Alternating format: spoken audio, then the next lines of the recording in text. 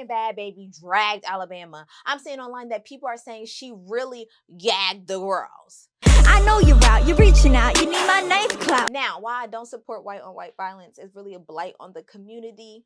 Let's get into why some of y'all seem to be so incredibly impressed with Bhad Bhabie. I'm gonna give it to you raw. Y'all are impressed with the mediocrity of others when it comes to rap culture.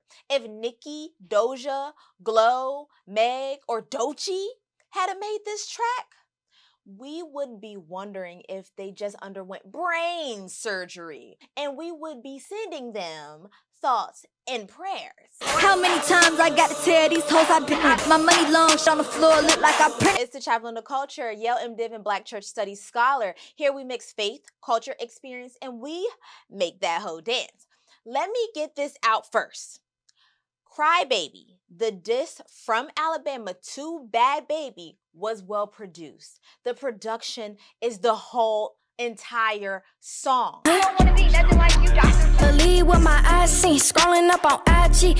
She has less than mediocre bars. Like pop-ish, like I'm Fanta, please. Leave hip-hop alone, babe. It's so super performative. Like production quality was on, of course. She's a Nepo baby. We'd expect nothing less. But it was very, this is how you make a song. Verse, hook, verse, hook. So Cry Baby was a mediocre mockery. The best thing about Bhad Bhabie's diss was the Kanye sample. Why? Because Kanye, for all his mental instability, he's still a real artist. The best bar on Miss Whitman is, if you want to call it a bar, was wave that Drake out the window, God's playing Alabama. Like, that's the best bar, and it's still mid. The flow is very basic, boring even, until the very end. Like, she is spilling tea. It's not a rap, it's a key. It's like, ha ha ha, I'm trying to expose you for allegedly sleeping with all of these men. Also, I like to point out, though, that Kourtney Kardashian caught a stray like no other.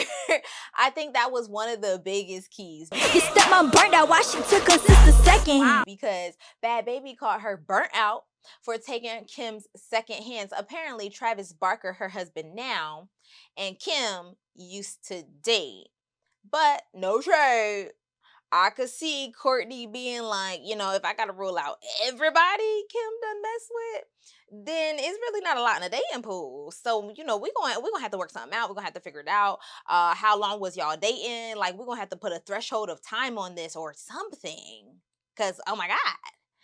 I mean, the other biggest key was the fake Travis Barker in the back of the music video. Oh my God. But I think the best key, the biggest of the maybe 3 keys you can get out of this, was the title being called Miss Whitman. Apparently, Travis and his ex-wife, Shanna, named Alabama after the main character of Romance, or whatever the movie was. The main character was a prostitute. So it ties into the whole exposing of Alabama's alleged body count. It was funny. I'll give it that. But she slid. Bama thought she was getting Danielle and she got Bhad Bhabie out. Cool it.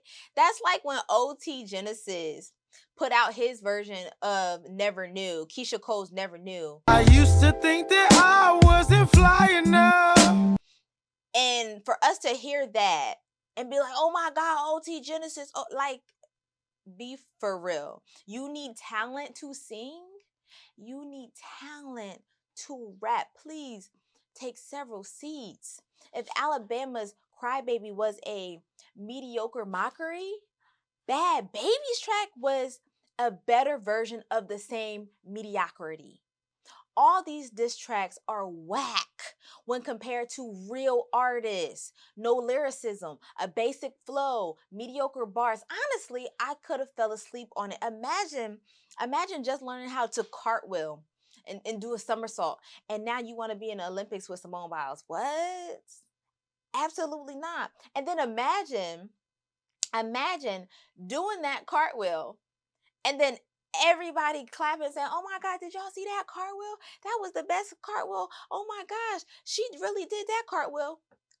Mind you, these girls are doing all types of uneven bars and regular on floor routines, and you bring a cartwheel? Get out of here. Why are we lowering the standards of rap for colonizers? Like, this is not impressive. Even if we wanted to call Drake a colonizer, what we can't say is that he can't rap. Nobody can say that. The fact that some of y'all let these untalented people play on hip hop beats like it's good music just because they are being messy is insane. Like, streaming it. Y'all need, them people need to go to pop beats with all of this. Hip hop is not simply a place to be messy, and to relegate it to that is to insult its roots and hip hop artists. Hip hop is a place of connecting with community. It's a place of speaking truth to power. Glove compartment is locked, so it's the trunk in the back, and I know my rights, so you gon' need a warrant for that. Hip hop is a place of starting revolutions, and we've seen this with Kendrick Lamar's recent wave of music.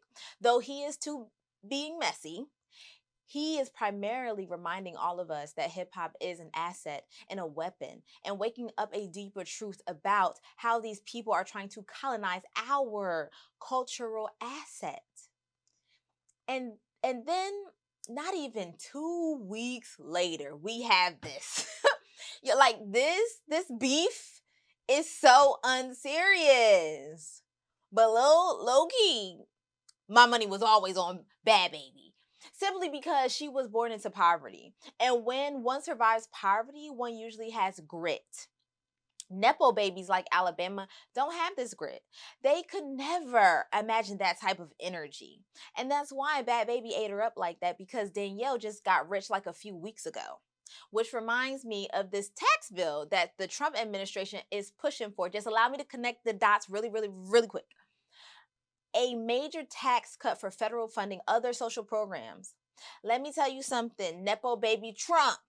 More white people are using social programs than any other racial group. See, like Alabama Barker versus Bhad Bhabie, Trump versus the American people, both of these battles is really just a battle of mansions versus trailer parks. And as we all know, if push comes to shove, it's eat the rich. And 45, 47, you don't know poor white folks the way black people know poor white folks. Why you think so many of us gladly chose overpopulated cities over rural towns? If you wake these rural and Appalachian barefoot ornery people, they will come to DC and eat you, probably literally. They read the Bible literally. They will carve you up and serve you like it's a regular Wednesday night. Alabama's next installment is going to be okay. But she's going to have to hire a ghostwriter who came up through poverty, like Bhad Bhabie, if she is going to want to deliver an even better version of this same mediocre mockery of rap. But tell me what y'all think. It's the Chaplain of the Culture, Yale MDiv and Black Church Studies Scholar, here to expand ideas and grind your gears. And I'll talk to you soon. Bye.